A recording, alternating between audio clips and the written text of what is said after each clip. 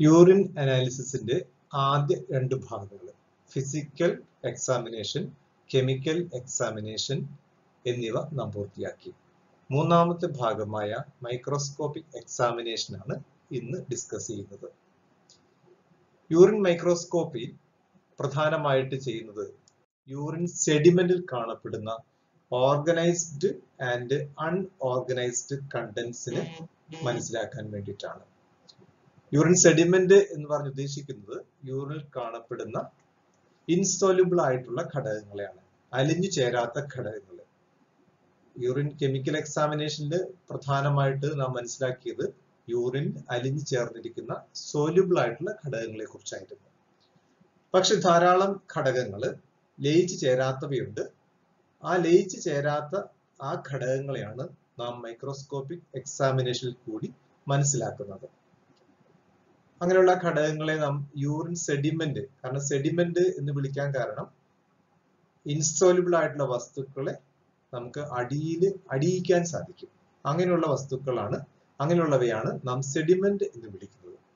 ആ സെഡിമെന്റിൽ കാണപ്പെടുന്ന organised and unorganised കണ്ടന്റുകളെയാണ് urine മൈക്രോസ്കോപ്പിയിൽ പ്രധാനമായിട്ടും പഠന വിഷയമാക്കുന്നത്.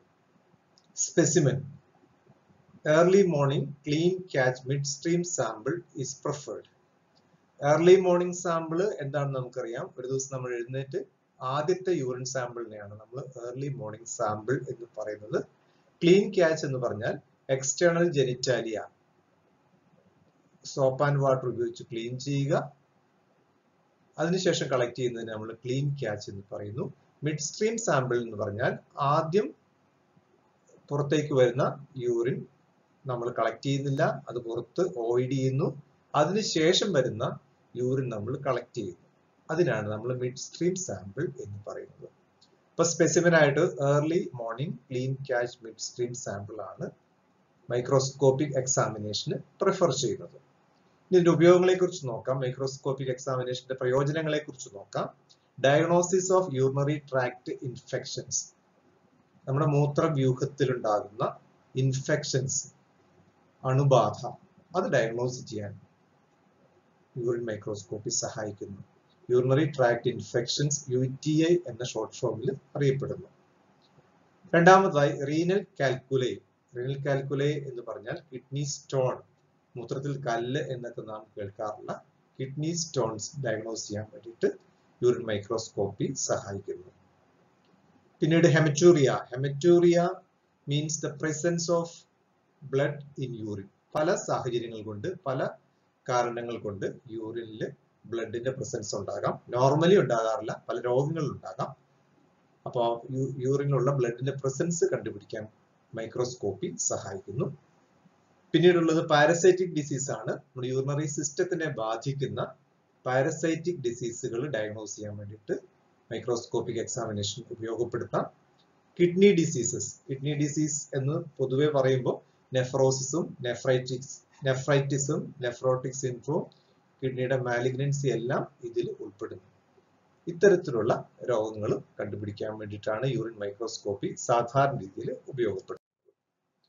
ഇതിന്റെ പ്രൊസീജിയർ നോക്കാം. എങ്ങനെയാണ് മൈക്രോസ്കോപ്പി എക്സാമിനേഷൻ നടത്തേണ്ടത് എന്നുള്ളതിന്റെ പ്രൊസീജിയർ. ഒന്നാമത്തത് centrifuge 10 ml of urine at 1500 RPM for 5 minutes. 10 ml urine നമ്മൾ കളക്ട് ചെയ്യുന്നു. ടെസ്റ്റ് ട്യൂബിലേക്ക് നമ്മൾ എടുക്കുന്നു 10 ml യൂറിൻ. യൂറിൻ കളക്ട് ചെയ്യേണ്ട വിധം പറഞ്ഞു. Early morning clean cat mid stream sample ആണ്. അങ്ങനെ കളക്ട് ചെയ്ത യൂറിനിൽ നിന്നും 10 ml ഒരു ടെസ്റ്റ് ട്യൂബിലേക്ക് നമ്മൾ ട്രാൻസ്ഫർ ചെയ്യുന്നു. അത് 1500 RPM 5 മിനിറ്റ് സെൻട്രിഫ്യൂജ് ചെയ്യുന്നു. ഒരു ലോ സ്പീഡ് സെൻട്രിഫ്യൂഗേഷൻ നടത്തുന്നു. രണ്ടാമത്തെ സ്റ്റെപ്പ് ഡിസ്കാർഡ് ദ സൂപ്പർനേറ്റഡ്. മേലെ ഭാഗത്തുള്ള സൂപ്പർനേറ്റന്റ്, അത് മേലെ ഭാഗത്തുള്ള യൂറിനാണ് സൂപ്പർനേറ്റന്റ് എന്ന് പറയുക. അടിയിൽ അടിഞ്ഞുകൂടിയിരിക്കുന്ന ലയിക്കാത്ത കണ്ടന്റ്സിനെയാണ് നമ്മൾ സെഡിമെന്റ് എന്ന് പറയുക. അപ്പോൾ ആ സൂപ്പർനേറ്റന്റ് നമ്മൾ ഡിസ്കാർഡ് ചെയ്യുന്നു, ഒഴിച്ചു കളയുന്നു. മൂന്നാമത്തത് suspend the sediment with a few drops of urine remaining in the test tube. നമ്മൾ ഈ സൂപ്പർനൈറ്റ് ഡിസ്കാർഡ് ചെയ്യുമ്പോൾ 1-2 ഡ്രോപ്പ് യൂറിൻ അവശേഷിക്കുന്നുണ്ടാവും. ആ അവശേഷിക്കുന്ന യൂറിനിൽ സെഡിമെന്റിനെ നന്നായി മിക്സ് ചെയ്യുക, സസ്പെൻഡ് ചെയ്യുക. യൂറിൻ സെഡിമെന്റ് സെൻട്രിഫ്യൂജ് ചെയ്ത് സൂപ്പർനൈറ്റിന് കളഞ്ഞതിന് ശേഷം ട്യൂബിൽ അവശേഷിക്കുന്നുണ്ടാകും. അവശേഷിക്കുന്ന 1-2 ഡ്രോപ്പ് യൂറിനും ആ സെഡിമെന്റും കൂടി മിക്സ് ചെയ്ത് സസ്പെൻഡ് ചെയ്യുക. 4ാമത്തെ step, transfer 1 drop of suspension to a glass slide and put cover slip. ഇപ്രകാരം മിക്സ് ചെയ്ത ആ സസ്പെൻഷന്റെ ഒരു ഡ്രോപ്പ് ഒരു മൈക്രോസ്കോപ്പിക് ഗ്ലാസ് സ്ലൈഡിലേക്ക് ട്രാൻസ്ഫർ ചെയ്യുന്നു. കവർ സ്ലിപ്പ് നമ്മൾ അതിന്റെ മുകളിൽ വയ്ക്കുന്നു. കവർ സ്ലിപ്പ് വയ്ക്കുമ്പോൾ ശ്രദ്ധിക്കേണ്ട പ്രധാനപ്പെട്ട കാര്യം, എയർ ബബിൾസ് അതിൽ ഉണ്ടാകാൻ പാടില്ല. 5ാമത്തെ സ്റ്റെപ്പായിട്ട് examine under low power and high power objectives. ആദ്യം ലോ പവറിൽ നമ്മൾ അതിനെ ഒബ്സർവ് ചെയ്യുന്നു, അതിനുശേഷം ഹൈ പവറിൽ ഒബ്സർവ് ചെയ്യുന്നു. ഇതാണ് യൂറിൻ മൈക്രോസ്കോപ്പിയുടെ പ്രൊസീജിയർ.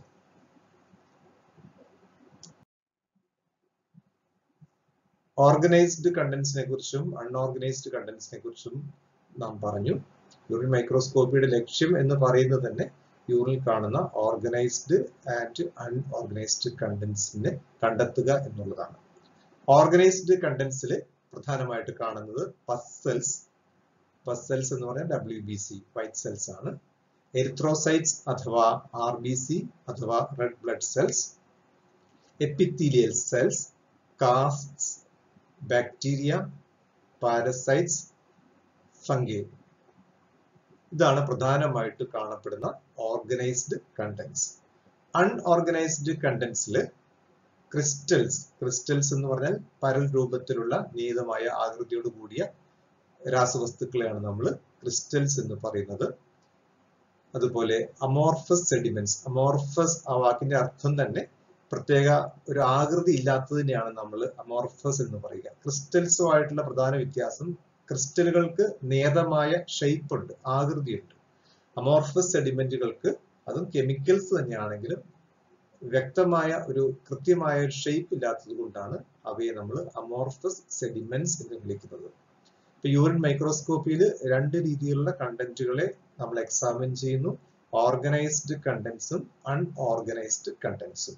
ഓർഗനൈസ്ഡ് കണ്ടന്റ്സിൽ പ്രധാനമായിട്ട് pus cells, erythrocytes, epithelial cells, casts, bacteria, parasites, fungi. Unorganised കണ്ടന്റ്സിൽ ക്രിസ്റ്റൽസ്, അമോർഫസ് സെഡിമെന്റ്സ്. ഇനി ഓർഗനൈസ്ഡ് എലമെന്റ്സിനെ വിശദമായിട്ട് നമുക്ക് പരിശോധിക്കാം. ഏറ്റവും പ്രധാനപ്പെട്ട ഒന്നാണ് പസ് സെൽസ് അഥവാ leucocytes. These are WBC. Normally നമുക്കറിയാം WBC കാണുന്നത് രക്തക്കുഴലുകളിൽ, ബ്ലഡ് വെസൽസിലാണ്. ഈ WBC ചില സാഹചര്യങ്ങളിൽ നമ്മുടെ കാപ്പിലറി വോള് പെർമിയബിൾ ആണ്. ആ കാപ്പിലറി വോളിന്റെ ഹോൾസിൽ കൂടി ഇന്റർസ്റ്റിഷ്യൽ സ്പേസിലേക്കും അതുപോലെ ബോഡി സ്പേസിലേക്കും കടന്നു വരാൻ സാധ്യതയുണ്ട് ചില പ്രത്യേക സാഹചര്യത്തിൽ. അങ്ങനെയാണ് അപ്രകാരം കടന്നു വരുന്ന WBCയെ നാം പസ് സെൽസ് എന്നാണ് വിളിക്കുക. നോർമൽ യൂറിനിൽ പസ് സെല്ലുകളുടെ എണ്ണം 0 to 2 per low power field. Low power field എന്ന് പറഞ്ഞാൽ ഉദ്ദേശിക്കുന്നത് 10x ഒബ്ജക്റ്റീവ് നമ്മൾ 10x ഒബ്ജക്റ്റീവിൽ കൂടി ഒബ്സർവ് ചെയ്യുമ്പോൾ ഒരു ഫീൽഡ്, ആ ഫീൽഡ് നമ്മൾ 1 ലോ പവർ ഫീൽഡ് എന്നാണ് പറയുക. ഈ പസ്സലിനെ ഒബ്സർവ് ചെയ്യുന്നത് ലോ പവറിലാണ്. സ്ലൈഡിലേക്ക് സെഡിമെന്റ്, സസ്പെൻഡഡ് സെഡിമെന്റ് ആഡ് ചെയ്ത് മൈക്രോസ്കോപ്പിൽ നമ്മൾ ലോ പവറിൽ ഫോക്കസ് ചെയ്യുന്നു. ലോ പവറിൽ ഫോക്കസ് ചെയ്ത് ഈ ചിത്രത്തിൽ കാണിച്ചിരിക്കുന്ന രൂപത്തിലുള്ള ഈ പോയിന്റർ നിങ്ങൾ ശ്രദ്ധിക്കുക. ഇതെല്ലാം പസ്സലുകളാണ്. ഈ പസ്സലുകളെ പ്രധാനമായിട്ട് തിരിച്ചറിയുന്നത് അതിന്റെ ന്യൂക്ലിയസ് ഒബ്സർവ് ചെയ്തിട്ടാണ്. സംശയം പലപ്പോഴും RBCയും WBCയും തമ്മിൽ തിരിച്ചറിയാനാണ്. അപ്പോ പ്രധാന വ്യത്യാസം നമുക്കറിയാം. പസ്സല് അഥവാ WBCക്ക് ന്യൂക്ലിയസ് ഉണ്ട്, RBCക്ക് ന്യൂക്ലിയസ് ഉണ്ടാകില്ല. ഈ ന്യൂക്ലിയസിന്റെ പ്രസൻസും ഏകദേശം അതിന്റെ സൈസും ഷേപ്പും നോക്കിയിട്ട് പസ്സലുകളെ നമുക്ക് ഐഡന്റിഫൈ ചെയ്യാൻ പറ്റും. നോർമൽ യൂറിനിൽ 0 to 2 per low power field ആണ് പസ്സലുകളുടെ എണ്ണം. ഈ പസ്സലുകളുടെ എണ്ണം വർദ്ധിക്കുന്നത് മൂത്രത്തില് പസ്സലുകളുടെ എണ്ണം വർദ്ധിക്കുന്നത് പ്രധാനമായിട്ടും യൂറിനറി ട്രാക്ട് ഇൻഫെക്ഷൻസിലാണ്. യൂറിനറി ട്രാക്ട് ഇൻഫെക്ഷൻ, മൂത്രത്തിൽ പഴുപ്പ് അല്ലെങ്കിൽ മൂത്രത്തിൽ ഇൻഫെക്ഷൻ എന്നൊക്കെ നമ്മൾ പറയുന്ന യൂറിനറി ട്രാക്ട് ഇൻഫെക്ഷനിൽ പസ്സലുകളുടെ എണ്ണം വളരെയധികം വർദ്ധിക്കുന്നു. ഇപ്പൊ പസ്സലുകൾ നമ്മൾ റിപ്പോർട്ട് ചെയ്യുന്നത് the number of pus cells per low power field എന്നാണ്. 0 to 2 അതിന്റെ നോർമൽ റിപ്പോർട്ടിംഗ് ആണ്. 5 to 10, 5 മുതൽ 10 വരെയാണെങ്കിൽ 5 to 10 നമുക്ക് റിപ്പോർട്ട് ചെയ്യാം. 10 മുതൽ 20 വരെയാണെങ്കിൽ 10 to 20 എന്ന് റിപ്പോർട്ട് ചെയ്യാം. 100 അതിൽ കൂടുതലോ ഉണ്ടെങ്കിൽ നമ്മൾ മോർ ദാൻ 100 എന്നാണ് റിപ്പോർട്ട് ചെയ്യുക. ചിലപ്പോഴൊക്കെ പ്ലെന്റി എന്ന് റിപ്പോർട്ട് ചെയ്ത് കാണാറുണ്ട്. കുറെ കൂടി അക്യുറേറ്റ് ആയിട്ട് സയന്റിഫിക് ആയിട്ടുള്ളത് more than 100 per low power field എന്ന് റിപ്പോർട്ട് ചെയ്യുന്നതാണ്. പസ്സലുകൾ പ്രധാനമായിട്ടും യൂറിനറി ട്രാക്ട് ഇൻഫെക്ഷനിലാണ് കാണപ്പെടുക. അത് ന്യൂക്ലിയസിനെ ഒബ്സർവ് ചെയ്തുകൊണ്ട് പസ്സലുകളെ നമുക്ക് ഐഡന്റിഫൈ ചെയ്യാൻ പറ്റും.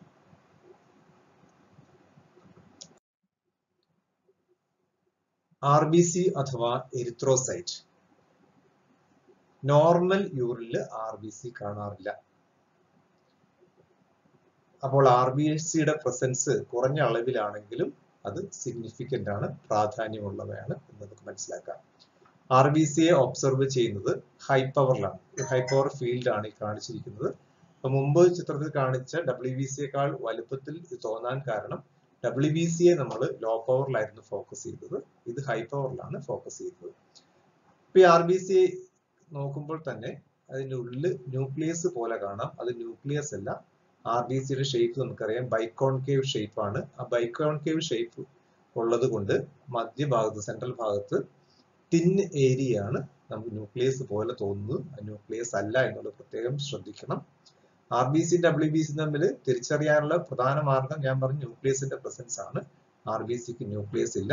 ഈ പ്രത്യേക ഈ ബൈക്കോൺകേവ് ഷേപ്പ് നമുക്ക് ഒബ്സർവ് ചെയ്യുമ്പോൾ കാണാനായിട്ട് പറ്റും. ഇത് ഹൈ പവറിലാണ് നമ്മൾ ഒബ്സർവ് ചെയ്യുന്നത്. ഈ RBC ആണോ WBC ആണോ എന്ന് സംശയം തോന്നുന്ന ഒരു ഘട്ടം വന്നാൽ ചെയ്യാൻ പറ്റുന്ന ഒരു കാര്യം അസറ്റിക് ആസിഡ് ആഡ് ചെയ്യുക. അസറ്റിക് ആസിഡ് ആഡ് ചെയ്ത് കഴിഞ്ഞാൽ RBC ഇമ്മീഡിയറ്റ് ആയിട്ട് ലൈസിസിന് വിധേയമാകും. അതായത് ഹീമോലൈസിസ് സംഭവിക്കും. WBCക്ക് ലൈസിസ് സംഭവിക്കില്ല എന്ന് മാത്രമല്ല അത് ന്യൂക്ലിയസ് കുറെ കൂടി വ്യക്തമായിട്ട് നമുക്ക് കാണാൻ സാധിക്കും. അപ്പോൾ ഏതെങ്കിലും രീതിയിൽ സ്ലൈഡ് ഒബ്സർവ് ചെയ്യുമ്പോൾ RBC ആണോ WBC ആണോ എന്ന് സംശയം തോന്നിക്കഴിഞ്ഞാൽ ആ സെഡിമെന്റിലേക്ക് ഒരു drop dilute acetic acid add ചെയ്യുക എന്ന് അതിനുശേഷം ഒബ്സർവ് ചെയ്യുക. ഒബ്സർവ് ചെയ്യുമ്പോൾ സെല്ലുകൾ അവിടെ വീണ്ടും കാണുന്നുണ്ടെങ്കിൽ അതിന്റെ അർത്ഥം അത് WBC ആണ്. ലൈസ് ചെയ്ത് അപ്രത്യക്ഷമായിട്ടുണ്ടെങ്കിൽ നമ്മൾ കണ്ട സെല്ലുകൾ RBC ആയിരുന്നു എന്ന് മനസ്സിലാക്കാൻ പറ്റും. ഞാൻ പറഞ്ഞു നോർമലി RBC യൂറിനിൽ കാണാറില്ല. കണ്ടു കഴിഞ്ഞാൽ അത് അബ്നോർമൽ ആണ്. അതിന്റെ എണ്ണം നമ്മൾ റിപ്പോർട്ട് ചെയ്യുന്നു. എണ്ണം റിപ്പോർട്ട് ചെയ്യുന്നത് the number of cells per high power field എന്നാണ് അത് റിപ്പോർട്ട് ചെയ്യേണ്ടത്. WBCയുടെ കേസിൽ നമ്മൾ ലോ പവർ ഫീൽഡ് എന്ന് റിപ്പോർട്ട് ചെയ്തു. RBCയുടെ കേസിൽ number of cells per high power field എന്ന് റിപ്പോർട്ട് ചെയ്യുക. RBC കാണാൻ സാധ്യതയുള്ള conditions acute glomerulonephritis, renal calculi അഥവാ കിഡ്നി സ്റ്റോൺ, മാലിഗ്നൻസി അഥവാ ക്യാൻസർ, ഹെമറ്റൂറിയ. മറ്റു പല കാരണങ്ങൾ കൊണ്ടും RBCയുടെ പ്രസൻസ് യൂറിൽ കാണുന്ന കണ്ടീഷനെ നമ്മൾ ഹെമറ്റൂറിയ എന്ന് വിളിക്കുന്നു. പാരസൈറ്റിക് ഡിസീസസ്, കിഡ്നിയെ ബാധിക്കുന്ന അല്ലെങ്കിൽ യൂറിനറി സിസ്റ്റത്തിനെ ബാധിക്കുന്ന ഫ്ലൂക്കുകൾ പോലുള്ള പാരസൈറ്റുകൾ RBC യൂറിനിൽ ഉണ്ടാകാൻ കാരണമാകുന്നു. ഇത്രയും രോഗങ്ങളാണ് പ്രധാനമായിട്ടും യൂറിനിൽ RBC കാണപ്പെടാൻ സാധ്യതയുള്ള conditions. Epithelial cells. Epithelial cells എന്ന് പറഞ്ഞാൽ യൂറിനറി ട്രാക്റ്റിന്റെ സർഫസിൽ കാണപ്പെടുന്ന നോർമൽ കോശങ്ങളെയാണ് നമ്മൾ എപ്പിത്തീലിയൽ സെല്ലുകൾ എന്ന് വിളിക്കുന്നത്. സാധാരണ നോർമൽ യൂറിനിൽ എപ്പിത്തീലിയൽ സെൽസിന്റെ പ്രസൻസ് കാണാറുണ്ട്.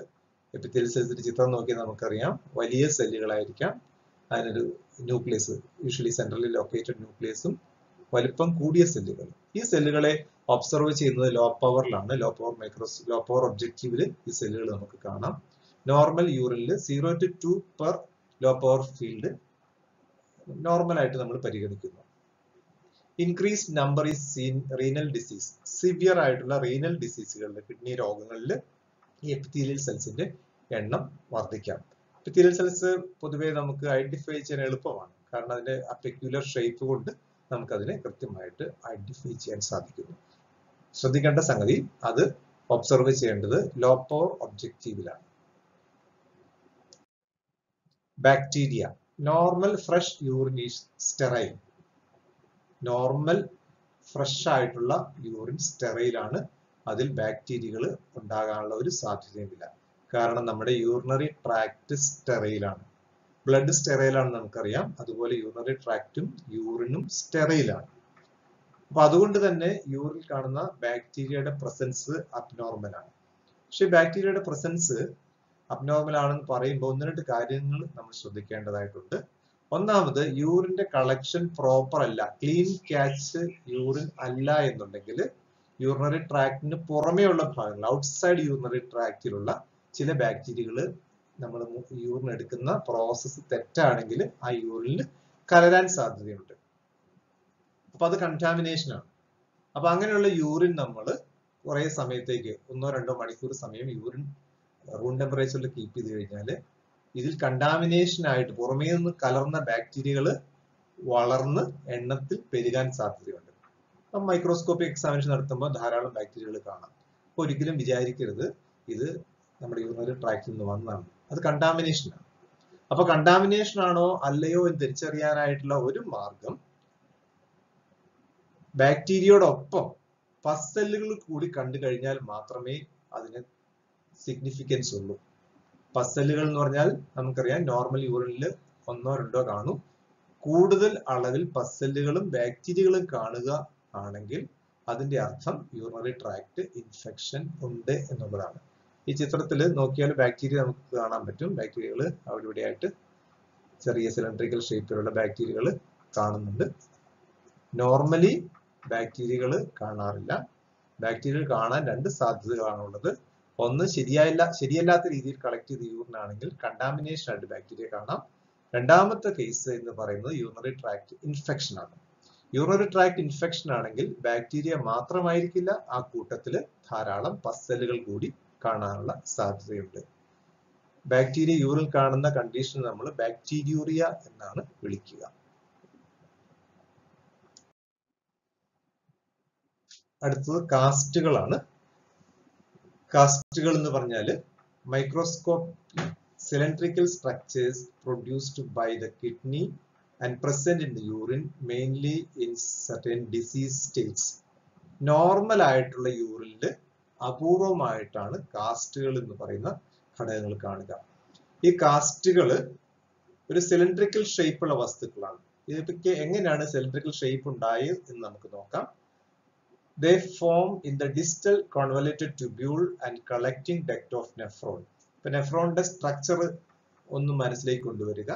നെഫ്രോണിന് അതിന്റെ ട്യൂബുലാർ സ്ട്രക്ചറിൽ നമുക്കറിയാം proximal convoluted tubule, loop of Henle, distal convoluted tubule, അങ്ങനെ 3 ഭാഗങ്ങളായിട്ടാണ് അതിന്റെ ട്യൂബ്യൂൾസ് കാണുക.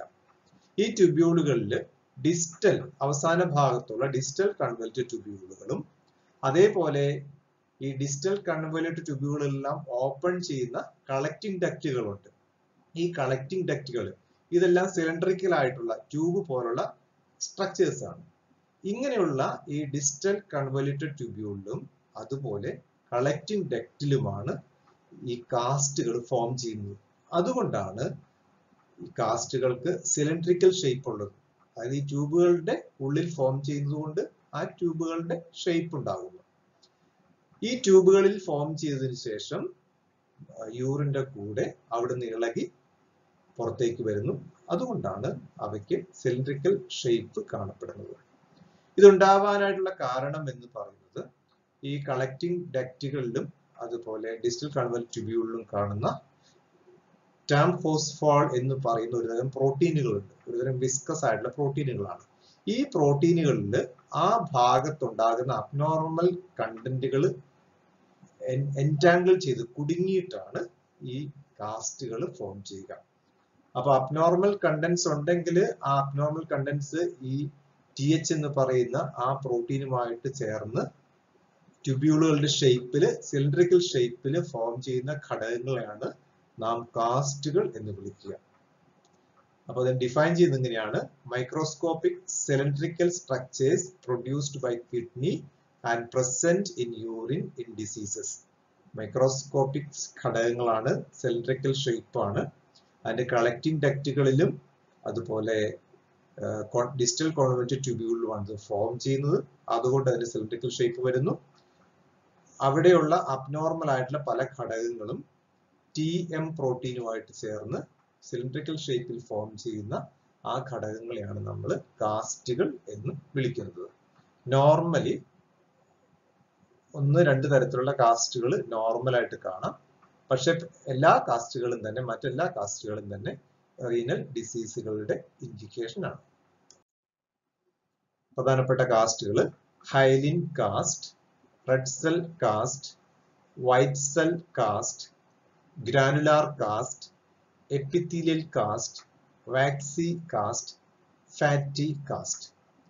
കാസ്റ്റുകളുടെ പേരുകൾ കൃത്യമായിട്ട് മനസ്സിലാക്കുക. ഹൈലിൻ കാസ്റ്റ്, ഹൈലിൻ എന്ന് പറയുമ്പോൾ തന്നെ ആ പേരിൽ തന്നെയുണ്ട് ട്രാൻസ്പെറന്റ് നേച്ചറുള്ള കാസ്റ്റുകളാണ് ഹൈലിൻ കാസ്റ്റുകൾ. ഈ ചിത്രത്തിൽ കാണിച്ചിട്ടുണ്ട്. അതിന്റെ ബാക്ക്ഗ്രൗണ്ട്, അതിന്റെ മാട്രിക്സ് എന്ന് പറയുന്നത് ഒരു ട്രാൻസ്പെറന്റ് ആയിരിക്കും. അതിൽ ചില ഇൻഗ്രീഡിയൻസ് കൂടി, ചില കണ്ടൻസ് കൂടി അതിൽ എൻറ്റാങ്കിൾഡ് ആയിട്ടുണ്ട്, അതിൽ പെട്ടിട്ടുണ്ട്, അതിൽ കുടുങ്ങി കിടക്കുന്നുണ്ട്. ഈ ഹൈലിൻ കാസ്റ്റുകൾ സാധാരണ രീതിയിൽ പ്രത്യേകിച്ച് രോഗമൊന്നുമില്ലാത്ത നോർമൽ ആളുകളിൽ കാണുന്ന ഒരുതരം കാസ്റ്റുകളാണ് ഹൈലിൻ കാസ്റ്റുകൾ. RBC cast, red cell cast, പേര് സൂചിപ്പിക്കുന്നത് പോലെ തന്നെ മാട്രിക്സിനുള്ളിൽ TM പ്രോട്ടീന്റെ മാട്രിക്സ് ഉണ്ടല്ലോ, ആ മാട്രിക്സിനുള്ളിൽ റെഡ് സെല്ലുകൾ എൻറ്റാങ്കിൾ ചെയ്തിട്ട് റെഡ് സെല്ലുകൾ അതിനുള്ളിൽ കുടുങ്ങിയിട്ടാണ് RBC കാസ്റ്റുകൾ ഫോം ചെയ്യുന്നത്. ഇത് അബ്നോർമൽ ആണ്. ഗ്ലോമർലോ നെഫ്രൈറ്റിസ് എന്ന് പറയുന്ന കിഡ്നി ഡിസീസിലാണ്. കിഡ്നി നെഫ്രോണുകൾക്കുണ്ടാകുന്ന ഇൻഫ്ലമേഷൻ, അതിനാണ് നമ്മൾ ഗ്ലോമർലോ നെഫ്രൈറ്റിസ് എന്ന് പറയുന്നത്. ആ ഗ്ലോമർലോ നെഫ്രൈറ്റിസിലാണ് പ്രധാനമായിട്ടും RBC കാസ്റ്റുകൾ കാണപ്പെടുന്നത്. White cell cast, white cell കാസ്റ്റിൽ ഇതിന്റെ പേര് സൂചിപ്പിക്കുന്നത് പോലെ WBC ആണ്. പ്രധാനമായിട്ടും ന്യൂട്രോഫിലുകളായിരിക്കാം. ആ WBC ആണ് ഇതിൽ കാണുന്ന ഈ കാസ്റ്റിലെ കണ്ടന്റ്. അപ്പൊ ഏത് കാസ്റ്റ് ആണെങ്കിലും നമുക്കറിയാം അതിന്റെ ആ ഫ്രെയിംവർക്ക്, മാട്രിക്സ് എന്ന് പറയുന്നത് ആ TH പ്രോട്ടീൻ ആണ്. ആ TH പ്രോട്ടീന്റെ ആ മാട്രിക്സിനുള്ളിൽ WBC ആണ് അതിൽ കാണപ്പെടുന്നതെങ്കിൽ ആ കാസ്റ്റുകൾക്ക് നമ്മൾ വൈറ്റ് സെൽ കാസ്റ്റ് എന്ന് പറയുന്നു. വൈറ്റ് സെൽ കാസ്റ്റ് കാണുന്ന ഒരു പ്രധാന രോഗമാണ് acute nephritis. Granular cast, granular cast വളരെ സിവിയർ ആയിട്ടുള്ള ക്രോണിക് ആയിട്ടുള്ള റീനൽ ഡിസീസുകളിൽ കാണുന്ന ഒന്നാണ് ഗ്രാനുലാർ കാസ്റ്റ്. ഈ ഗ്രാനുലാർ കാസ്റ്റില് അതിന്റെ കണ്ടന്റ് എന്ന് പറയുന്നത് RBC, WBC, അതുപോലെ ബേസൽ സെൽസ്, റീനൽ ട്യൂബിൽ കാണുന്ന ബേസൽ സെല്ല്, ഇവയെല്ലാം ഡിറ്റീരിയേറ്റ് ചെയ്ത് അത് നശിച്ചു കഴിയുമ്പോൾ അതിന്റെ ആ ഡിസഇന്റഗ്രേറ്റഡ് ആയിട്ടുള്ള വസ്തുക്കൾ RBC, WBC, അതുപോലെ ബേസൽ സെൽസ്, എപ്പി സെൽസിന്റെ ഒക്കെ ഡിസഇന്റഗ്രേറ്റ് ചെയ്ത, ജീർണിച്ചു പോയ ആ ഘടകങ്ങളെല്ലാം ചേർന്ന് ഫോം ചെയ്യുന്ന കാസ്റ്റ് ആണ് ഗ്രാനുലാർ കാസ്റ്റ്. വളരെ സിവിയർ ആയിട്ടുള്ള റീനൽ ഡിസീസിന്റെ ഇൻഡിക്കേഷൻ ആണ് ഗ്രാനുലാർ കാസ്റ്റ്. ക്രോണിക് ആയിട്ടുള്ള റീനൽ ഡിസീസുകളിലാണ് കാണപ്പെടുക. ക്രോണിക് എന്ന് പറഞ്ഞാൽ ദീർഘകാലത്തേക്ക് നീണ്ടു നിൽക്കുന്ന രോഗങ്ങളെയാണ് നമ്മൾ ക്രോണിക് എന്ന് പറയുന്നത്. അക്യൂട്ട് എന്ന് പറഞ്ഞാൽ കുറഞ്ഞ കാലയളവിലേക്ക് തീവ്രത കൂടിയ രീതിയിൽ കാണപ്പെടുന്ന രോഗങ്ങളെയാണ് നമ്മൾ പലപ്പോഴും അക്യൂട്ട് എന്ന് വിളിക്കുക. ഫാറ്റി കാസ്റ്റ് ആണ്. ഫാറ്റി കാസ്റ്റില് പ്രധാനമായിട്ട് അതിന്റെ ഘടകങ്ങൾ എന്ന് പറയുന്നത് ലിപ്പിഡ്സ് ആണ്. High molecular weight lipid molecules ആണ് ഇതിന്റെ കണ്ടൻസ്. ഇത് കാണപ്പെടുന്നത് നെഫ്രോട്ടിക് സിൻഡ്രോം ആണ്. നെഫ്രോട്ടിക് സിൻഡ്രോമിന്റെ ഒരു പ്രത്യേകത നമുക്കറിയാം. നെഫ്രോട്ടിക് സിൻഡ്രോമിൽ ഗ്ലോമർലെസിന്റെ പെർമിബിലിറ്റിക്ക് ചേഞ്ച് വരുന്നു. അങ്ങനെ ഗ്ലോമർലെസിന്റെ പെർമിബിലിറ്റിക്ക് ചേഞ്ച് വരുമ്പോൾ വലിയ തരത്തിലുള്ള തന്മാത്രകൾ, വലിയ മോളിക്യൂളുകൾ, മോളിക്യുലർ വെയിറ്റ് കൂടിയ പല മോളിക്യൂളുകളും അവിടെ ഫിൽട്ടർ ചെയ്യപ്പെട്ട് യൂറിനിലേക്ക് വരുന്നു. അപ്പൊ സ്വാഭാവികമായിട്ടും ഫാറ്റ് മോളിക്യൂൾസ് വരാം. അങ്ങനെയുള്ള ഫാറ്റ് മോളിക്യൂളുകൾ ഈ TH പ്രോട്ടീനുമായിട്ട് ചേർന്ന് ഫോം ചെയ്യുന്ന കാസ്റ്റുകളെയാണ് ഫാറ്റി കാസ്റ്റുകൾ എന്ന് വിളിക്കുന്നത്. വാക്സി കാസ്റ്റുകൾ, സിവിയർ ആയിട്ടുള്ള ക്രോണിക് റീനൽ ഡിസീസുകളിലാണ് വാക്സി കാസ്റ്റുകൾ കാണുന്നത്. വാക്സി കാസ്റ്റ് അതിന്റെ അപ്പിയറൻസ് കൊണ്ടാണ്, ആ പേര് അതിന് കിട്ടാനായിട്ടുള്ള കാരണം സ്പെസിഫിക് ആയിട്ടുള്ള വാക്സി അപ്പിയറൻസ് കൊണ്ടാണ് നമ്മൾ വാക്സി കാസ്റ്റുകൾക്ക് ആ പേര് വിളിക്കുന്നത്. ഇനി കാണാൻ സാധ്യതയുള്ള ഓർഗനൈസ്ഡ് എലമെന്റ് എന്ന് പറയുന്നത് ഷിസ്റ്റോസോമ ഹെമറ്റോബിയം എഗ് ആണ്. ഒരു പാരസൈറ്റ് ആണ്. ഷിസ്റ്റോസോമ ഹെമറ്റോബിയം എന്ന് പറയുന്നത് ഒരുതരം ഫ്ലൂക്കുകളാണ്. ഫ്ലൂക്കുകൾ എന്ന് പറയപ്പെടുന്ന പാരസൈറ്റുകളുണ്ട്. അങ്ങനെ കാണപ്പെടുന്ന യൂറിനറി ട്രാക്റ്റുമായിട്ട് ബന്ധപ്പെട്ട് കാണപ്പെടുന്ന ഒരു ഫ്ലൂക്ക് പാരസൈറ്റ് ആണ് ഷിസ്റ്റോസോമ ഹെമറ്റോബിയം. ഈ ഷിസ്റ്റോസോമൽ ഇൻഫെക്ഷൻ ഉണ്ട് എന്നുണ്ടെങ്കിൽ ഈ ഷിസ്റ്റോസോമ ഹെമറ്റോബിയത്തിന്റെ എഗ്ഗുകൾ യൂറിനിൽ കൂടി പുറത്തു വരാൻ സാധ്യതയുണ്ട്. അപ്പൊ ഇത്രയുമാണ് യൂറിനിൽ കൂടി പുറത്തു വരാൻ സാധ്യതയുള്ള അല്ലെങ്കിൽ യൂറിനിൽ കാണപ്പെടുന്ന ഓർഗനൈസ്ഡ് ആയിട്ടുള്ള എലമെന്റ്സ്.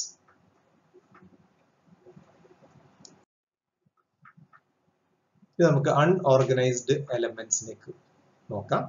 അൺഓർഗനൈസ്ഡ് എലമെന്റ്സ് രണ്ട് രീതിയിലുള്ളവയാണ് കാണപ്പെടുന്നത്, ക്രിസ്റ്റൽസും അമോർഫസ് സെഡിമെന്റ്സും.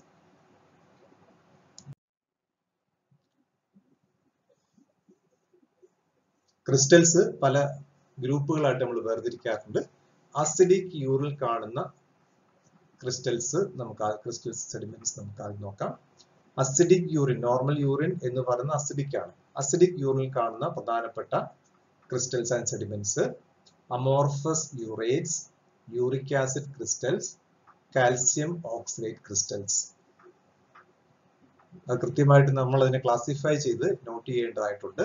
നോർമൽ അസിഡിക് യൂറിൽ കാണുന്ന ക്രിസ്റ്റൽസ് ആണ് amorphous urates, uric acid crystals, calcium oxalate crystals. ഇനി ആൽക്കലൈൻ യൂറിൽ കാണുന്ന ക്രിസ്റ്റൽസ്, സാധാരണ യൂറിൻ നമുക്കറിയാം അസിഡിക് ആണ്. ആൽക്കലൈൻ യൂറിൻ പലപ്പോഴും ഇൻഫെക്ഷൻസ്, യൂറിനറി ട്രാക്ട് ഇൻഫെക്ഷൻ ഒക്കെ ഉണ്ടായി കഴിഞ്ഞാൽ ആൽക്കലൈൻ യൂറിൻ കാണാറുണ്ട്. ആൽക്കലൈൻ യൂറിൻ ആണെങ്കിൽ അവയിൽ കാണപ്പെടുന്ന ക്രിസ്റ്റൽസ് ആണ് അല്ലെങ്കിൽ സെഡിമെന്റ്സ് ആണ് amorphous phosphate, calcium phosphate, calcium carbonate, triple phosphate. ഈ ക്രിസ്റ്റൽസിനെയൊക്കെ നമ്മൾ നോർമൽ എന്ന് പറയാനായിട്ട് കാരണം പ്രത്യേകിച്ച് രോഗമില്ലാത്ത അവസ്ഥയിലും ഈ തരത്തിലുള്ള ക്രിസ്റ്റലുകൾ കുറഞ്ഞ അളവിൽ യൂറിനിൽ കാണാറുണ്ട്. പക്ഷെ രോഗമുള്ള അവസ്ഥയിൽ ഈ ക്രിസ്റ്റലുകളുടെ എണ്ണം വളരെ കൂടുതലായിട്ട് കാണും. അപ്പോൾ രോഗമില്ലാത്ത അവസ്ഥയിലും കാണാൻ സാധ്യത ഉള്ളത് കൊണ്ട് മാത്രമാണ് ഈ പറയുന്ന ക്രിസ്റ്റലുകളെ നമ്മൾ നോർമൽ ക്രിസ്റ്റലുകൾ എന്ന് വിളിക്കുന്നത്. Abnormal crystals bilirubin crystal, cholesterol, cystine, tyrosine, sulpha, leucine തുടങ്ങിയവ അബ്നോർമൽ ക്രിസ്റ്റലുകളാണ്. ഇത്തരത്തിലുള്ള ഒരു ക്രിസ്റ്റൽ കണ്ടാൽ പോലും അത് നോർമൽ അല്ല, അബ്നോർമൽ ആണ്. ഇത് പലപ്പോഴും ഈ അമിനോ ആസിഡുകൾ, സിസ്റ്റീൻ, ടൈറസിൻ, ല്യൂസിൻ തുടങ്ങിയ അമിനോ ആസിഡുകൾ ഇൻബോൺ എറേഴ്സ് ഓഫ് മെറ്റബോളിസം, ജന്മന ഉണ്ടാകുന്ന ചില രോഗങ്ങളാണ് കാണുക. ബിലിറൂബിൻ നമുക്കറിയാവുന്നതുപോലെ ജോണ്ടിസ് തുടങ്ങിയ രോഗങ്ങളിൽ കാണും. കൊളസ്ട്രോൾ ക്രിസ്റ്റൽസ് നെഫ്രോസിസ് പോലെ രോഗങ്ങളിൽ കൊളസ്ട്രോൾ ക്രിസ്റ്റലും കാണാറുണ്ട്. സൾഫ പ്രധാനമായിട്ടും ഡ്രഗ് ഇൻഡ്യൂസ്ഡ് ആണ്. ചില മെഡിസിൻസ് കഴിക്കുമ്പോഴാണ് സൾഫ ക്രിസ്റ്റൽസ് കാണപ്പെടുന്നത്. നോർമൽ ക്രിസ്റ്റൽസ് ആൻഡ് സെഡിമെന്റ്സ് വിശദമായിട്ട് നോക്കാം. അമോർഫസ് യൂറേറ്റ്സ്, അമോർഫസ് എന്ന് പറഞ്ഞാൽ പ്രത്യേക ഷേപ്പ് ഇല്ലാത്തതെന്ന് ഞാൻ മുൻപ് പറഞ്ഞിരുന്നു. സ്പെസിഫിക് ഷേപ്പ് ഇല്ലാത്ത ആ ക്രിസ്റ്റലുകളാണ് അമോർഫസ് യൂറേറ്റ്. യൂറേറ്റ് എന്ന് വിളിക്കാൻ കാരണം യൂറിക് ആസിഡുമായിട്ട് ബന്ധപ്പെട്ട യൂറിക് ആസിഡിന്റെ സോൾട്ടുകൾ ആയതുകൊണ്ടാണ് നമ്മൾ അവയെ യൂറേറ്റുകൾ എന്ന് വിളിക്കുന്നത്. ഈ യൂറേറ്റുകൾ ചിത്രത്തിൽ കാണിച്ചിട്ടുണ്ട്.